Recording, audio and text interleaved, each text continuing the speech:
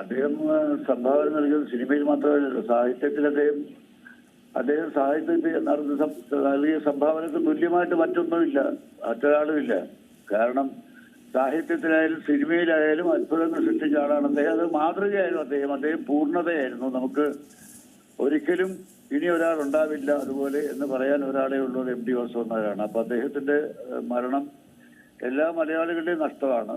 അത് തീരാ നഷ്ടമാണ്. അത് നമുക്ക് തിരിച്ചെടുക്കാൻ പറ്റുന്നതല്ല. ഇനി ഒരാൾ അങ്ങനെ ഉണ്ടാവുകയില്ല എന്ന് ഉറപ്പായിട്ട് പറയാം. കാരണം അത്രമാത്രം വലിയ ജീനിയസ് ആയിരുന്നു അദ്ദേഹം. ഒരു മികച്ച നോവലിസ്റ്റ്, മികച്ച ചെറുകഥാകൃത്ത്, മികച്ച ചലച്ചിത്രകാരൻ, മികച്ച തിരക്കഥാകൃത്ത്, മികച്ച സംവിധായകൻ, തൊട്ടതെല്ലാം പൊന്നാക്കിയ ആളല്ല. അദ്ദേഹത്തിന് ചെറുകഥയിലായാലും നോവലിലായാലും അദ്ദേഹത്തെ കറിച്ചു വയ്ക്കുന്ന ഒരു എഴുത്തുകാരൻ ഉണ്ടായിട്ടില്ല എന്നുള്ള സത്യമാണ്. പല പേരുകളും പറയും, പക്ഷെ എം ടിക്ക് തുല്യം എം ടി മാത്രമേ ഉള്ളൂ.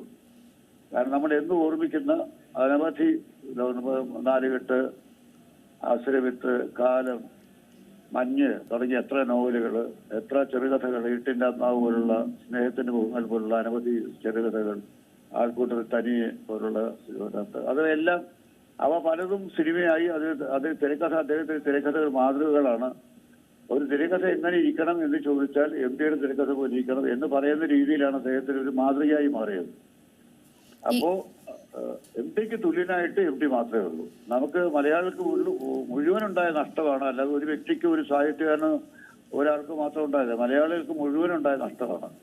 അദ്ദേഹത്തിന്റെ സൗഹൃദത്തെ കുറിച്ച് പറയുമ്പോൾ ഈ കടുത്ത പരീക്ഷ പാസ്സായി ഒരുപാട് കടമ്പകൾ കടന്ന് അദ്ദേഹത്തിന്റെ മനസ്സിലേക്ക് അടുക്കാൻ പറ്റൂ എന്നാണ് ഒരിക്കൽ KS വെങ്കടാചലം പറഞ്ഞിട്ടുണ്ട്. അപ്പൊ അങ്ങനെയാണോ അദ്ദേഹത്തിന്റെ ഒരു ഇടപെടൽ? അങ്ങനെയാണോ? അതെ, അദ്ദേഹം വളരെ പെട്ടെന്ന് അദ്ദേഹത്തെ, പക്ഷെ എന്നെ വലിയ ഇഷ്ടമായിരുന്നു. ഞങ്ങള് സഹോദരന്മാരെ പോലെയായിരുന്നു. എന്റെ വലിയേട്ടനെ പോലെയായിരുന്നു. ഞാൻ വാസുവേട്ടൻ എന്നാണ് വിളിച്ചിരുന്നത്. എല്ലാവരും എന്നേക്കാൾ പ്രായം കുറഞ്ഞവർ പോലും എം ടിന്ന് വിളിക്കുമ്പോൾ ഞാൻ വാസുവേട്ടൻ എന്നാണ് വിളിച്ചിരുന്നത്.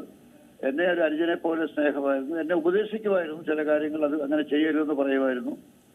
വളരെ അടുത്ത് ഇടപഴകാനും ഹൃദയം കൊണ്ട് അടുക്കാനും കഴിഞ്ഞ ഒരാളാണ് ഞാൻ. അതിന്റെ ഭാഗ്യമായിട്ട് ഞാൻ കരുതുന്നു. ശരി സാർ, ഈ ഘട്ടത്തിൽ പ്രതികരിച്ചതിന്.